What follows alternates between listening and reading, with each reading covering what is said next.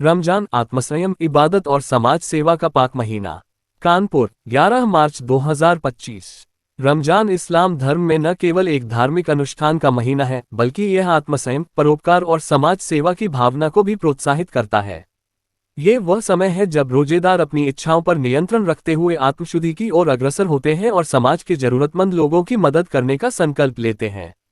रमजान केवल इबादत ही नहीं, समाज सेवा का भी संदेश। रोजा सिर्फ भूख प्यास सहने का नाम नहीं, बल्कि यह इंसान के भीतर धैर्य, संयम और दया का विकास करता है। समाजसेवी हाजी मिनहाज ज्वेलर्स के सलाउद्दीन का कहना है, रमजान हमें ये सिखाता है कि जब हम खुद भूखे प्यासे रहकर अल्लाह की बंदगी कर सकते हैं, तो हमें गरीबों और जरूरतमंदों का भी ख्याल रखना चाहिए।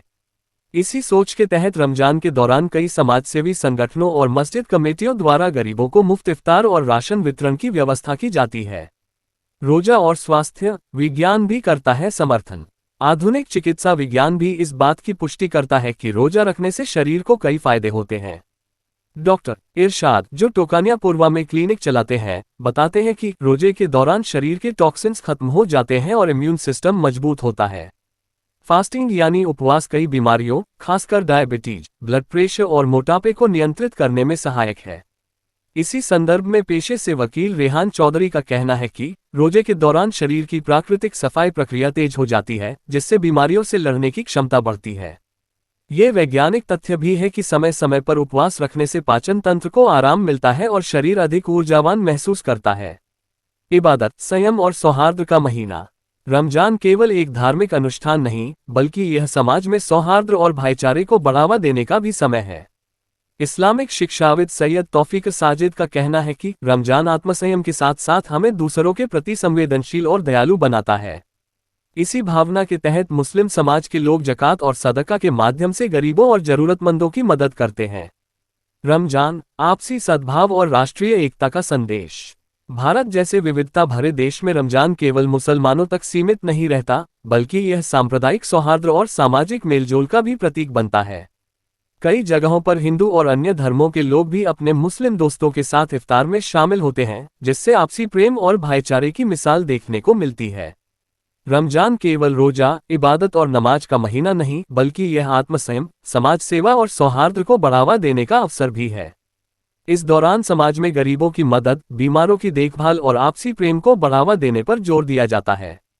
यही कारण है कि यह पाक महीना इंसानियत की रोशनी बिखेरते हुए संपूर्ण समाज के लिए प्रेरणा स्रोत बन जाता है। आपको भी बहुत बहुत रमज़ान मुबारक हो। आपको भी। जो आपने अभी एक जुमला कहा है कि जो कार्डिक पेशेंट होते हैं, डायबिटिक पेशेंट होते हैं, उसके बावजूद रोज़ा रखते हैं। मैं खुद आपके सामने मिसाल हूँ। मेरी उम्र 66 साल है और मेरा बाईपास ऑपरेशन सन 2014 में हुआ था और मैं इस वक्त डायबिटिक पेशेंट भी हूँ। लेकिन उसके बावजूद मेरे बच्चों ने कहा कि अब आप ना रोज़ा रखिए, आपके ऊपर इतना वो नहीं है। लेकिन मैंने कहा नहीं, रोज़ा एक ऐसी चीज़ है जो हमारे ईमान को फ़िल्टर करता है और सारी चीज़ों का जो हिसाब किताब है वो फरिश्ते लिखेंगे। लेकिन ये रोज़े का जो मामला है, ये इखलास वाला मामला है।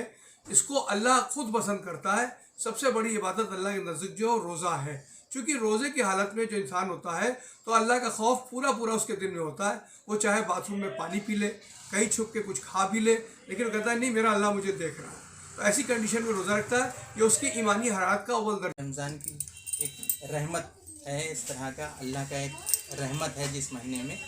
इसकी वजह से जितने भी हमारे जो मुसलमान भाई हैं जो भी रोज़े रखते हैं, चाहे जितने डायबिटिक पेशेंट हो, कार्डिक पेशेंट, नेफ्रो के पेशेंट या किसी भी तरीके के मरीज़ हों, अगर उन्होंने अहद कर लिया है किसी भी तरीके से, तो इंशाअल्लाह उनको किसी भी तरीके की कोई दिक्कत नहीं होगी। और जो बीमारी है इंशाअल्लाह वो भी आगे आने वाले रमज़ान में रखने से उसके सारे तकलीफ को दूर हो जाएंगे। क्योंकि साइंटिस्ट ने भी बताया है कि 9 घंटे अगर फास्टिंग पे रहने के बावजूद भी अगर आप ये सब दिक्कत होती हैं और 9 घंटे आप फास्टिंग पे रहते हो, तो ये सारी चीज़ें जो हैं ख़त्म हो सकती हैं।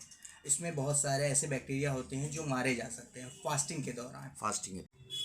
इसमें अल्लाह ताला की गैब से मदद ज़रूर होती है। और जो लोग बीमार होते हैं, स्पेशली वो इस मंथ में रोज़ा फास्ट रखते हैं, क्योंकि बहुत सी चीज़ें, बीमारियां जो इस माह रमज़ान में रोज़े की बरकत से ख़त्म होती हैं। बहुत सारी वजह है जो इसमें रमज़ान की बरकत से और अल्लाह की एक मदद रहती है। जितने भी बीमार लोग हैं रोज़ा रखते हैं उनको कोई असर नहीं पड़ता है, किसी चीज़ का भी कोई बॉडी पे इफेक्ट नहीं होता है, बल्कि बॉडी और फिल्टर करने का काम करती है बीमारियों को। बहुत बहुत शुक्रिया। रमज़ान शरीफ में जो लोग रोज़ा रखते हैं उनको अल्लाह ताला की तरफ से गैबी ताकत मिलती है कि वो भूखे भी हैं, प्यासे भी हैं और अपना काम भी कर रहे हैं। सब कुछ जैसे वो आम दिनों में काम करते हैं वैसे ही वो रमज़ान शरीफ में भी काम करते हैं। लेकिन ये अल्लाह ताला की तरफ से कि अल्लाह ताला उनको हिम्मत देता है और सब्र देता है, वो हर चीज़ को बर्दाश्त करते हैं और रोज़ा रखते हैं। बाकी आम दिनों में आप देख लीजिए कि आदमी को प्यास लगती है, आदमी प्यास नहीं बर्दाश्त कर पाता है, भूख लगती है तो आदमी भूख नहीं बर्दाश्त कर पाता है। ये अल्लाह ताला की रमज़ान शरीफ में आप उसको नियामत समझ लीजिए या अल्लाह ताला की तरफ से कोई तोहफ़ा समझ लीजिए कि जो ये महीना है इसमें अल्लाह ताला अपने बंदों पर ऐसी रहमतें नाजिल करता है रब्बुल आलमीन कि हर तरह से जो है हमारे मुसलमान भाई जो हैं वो खुश रहते हैं आम दिनों के हिसाब से।